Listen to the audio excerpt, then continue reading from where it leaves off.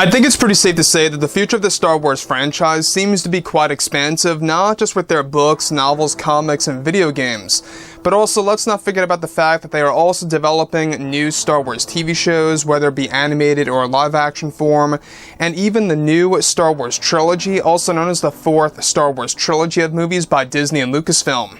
This is Mike Zero. Make sure to subscribe if you are new to the channel for future Star Wars content.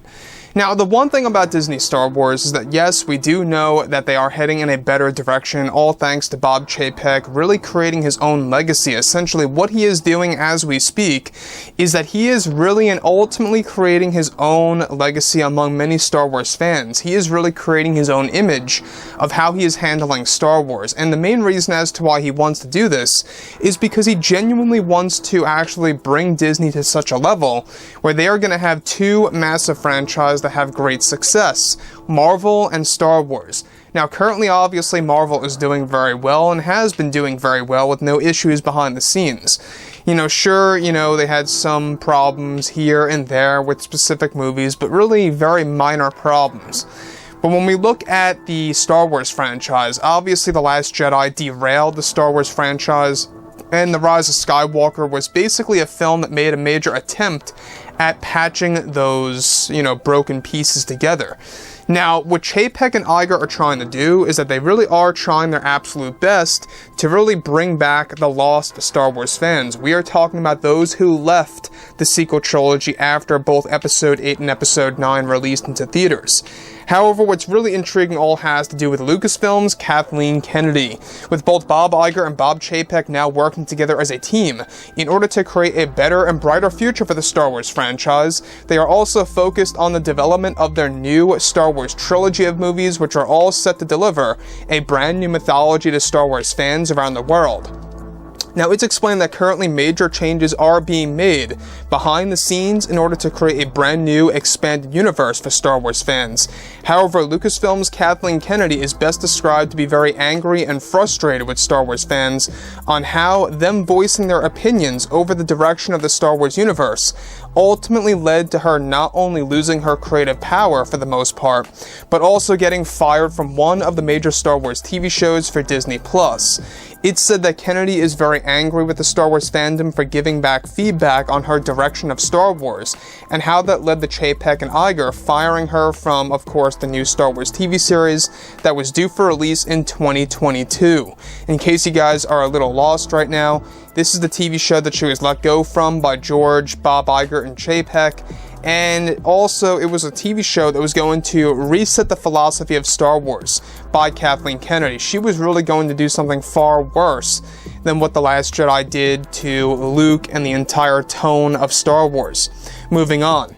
Now, it's described that Kennedy is still in control of the Leslie Headland Star Wars TV series and will be doing everything in her power to creating tons of personal agendas that will be used in the upcoming Star Wars show that is now in pre-production with concept art and the writing of the script in the process at the same exact time for the new expanded universe. This plan by Kennedy is to get things done her way of what she wanted to do before her creative power was taken away by Bob Chapek, and that Kennedy is offended over the fact that so many Star Wars fans are already not accepting the Leslie Headland Star Wars TV show that is due for release in the next couple of years.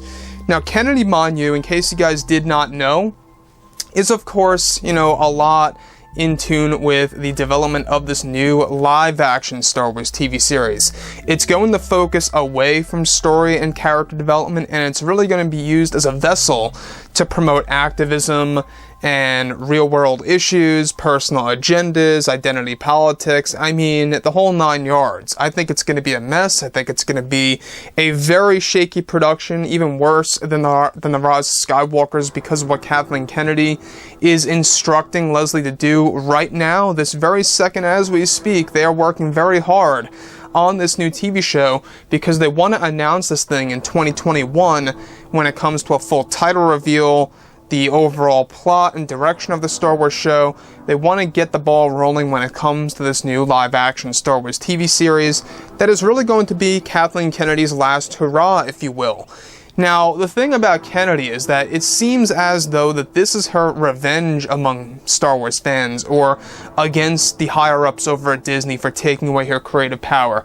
It's almost as if this is her message of what she wanted to do with Star Wars that she really did not get to do into the extreme, and now this is going to be an example that will be set for when it comes to the Leslie Headland Star Wars TV show. So honestly, I think that a lot of fans are really bracing themselves right now to witness exactly what this is going to look like at home on Disney+. I honestly feel it's going to be Batwoman 2.0, based on how horrible Batwoman was, mind you, and how bad the backlash really was among many of the fans.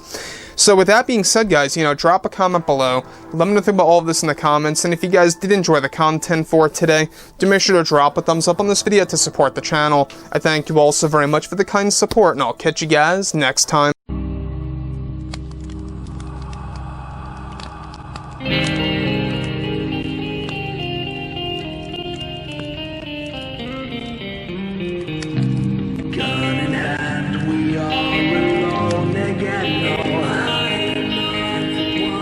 From night to moon, we hear them moans again. No.